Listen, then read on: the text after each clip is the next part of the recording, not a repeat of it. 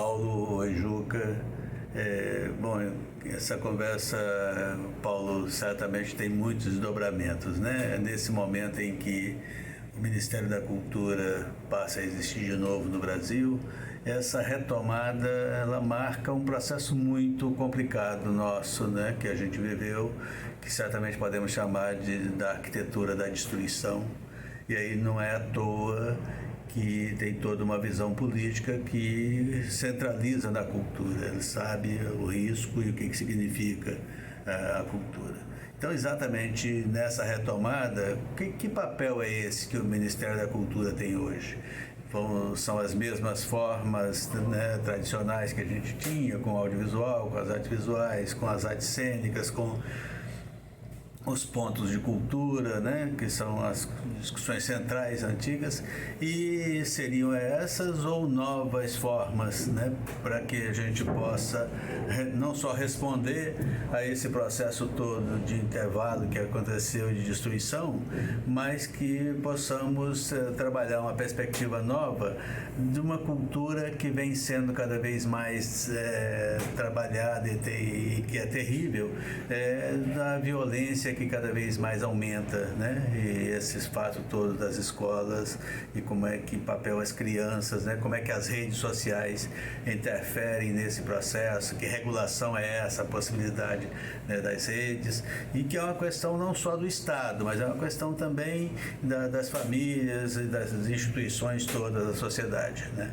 E aí, Paulo, acho que é interessante trabalhar também essa concepção da militância, né? Você que nadou de braçada dentro dessa simbologia, seja no Partido dos Trabalhadores, seja nos governos e tal, e até antes, né, do Partido dos Trabalhadores, a intervenção política, como é que seria hoje a prática dos artistas na militância? Que militância o artista tem nesse tempo hoje que nós estamos vivendo? Adair Rocha foi assim, grandes jornadas tive com Adair Rocha. Adair escreveu um livro incrível chamado Cidade Serzida, mostrando as favelas, as comunidades. Adair foi que fez aquele Lula lá, aquela famosa gravação com os artistas e tal. Daí eu, junto com a Daí, fui um dos produtores daquele momento muito bacana da eleição de 89, que foi quando os atores todos, os artistas todos se juntaram, né? Eu nunca consegui não militar.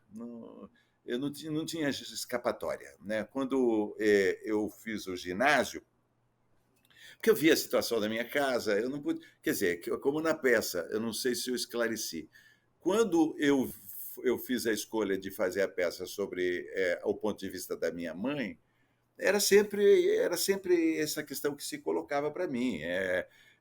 Não adianta, eu tenho que fechar com esses caras aqui, eles são camponeses. Então, eu tinha um amigo que meu pai trabalhava de ajudante de pedreiro para ele, o Zelão, e o Zelão logo me deu um livro do Luiz Carlos Prestes. O Zelão era aquele tipo de comunista daqueles cartazes da União Soviética. O pedreiro era o Zelão. Na escola eu aprendi a serrar.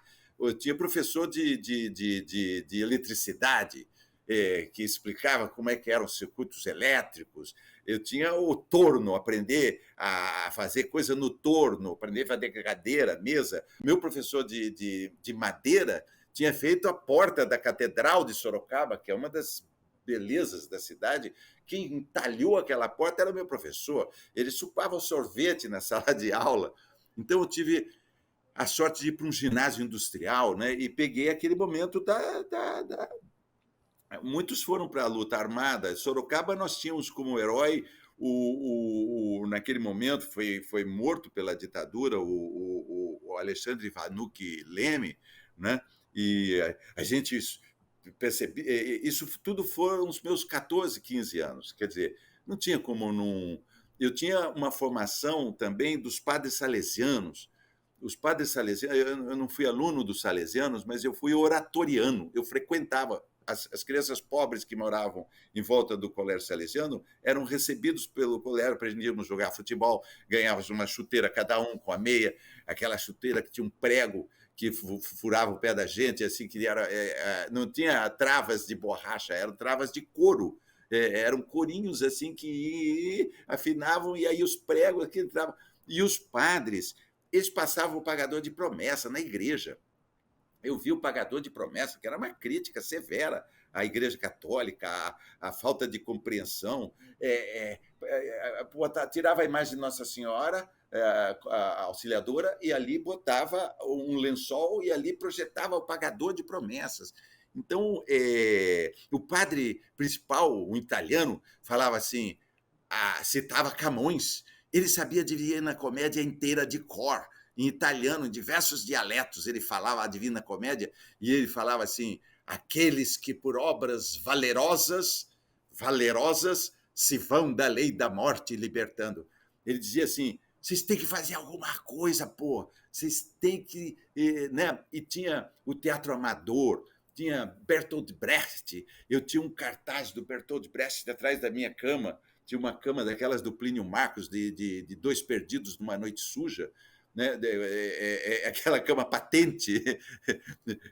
E atrás estava escrito assim: exatamente porque as coisas estão como estão, elas assim não podem continuar. Brecht, o homem que diz sim, o homem que diz não. Né? Aquele que é... Pô, eu trabalhava na indústria Votorantim, eu trabalhei no hospital da indústria Votorantim.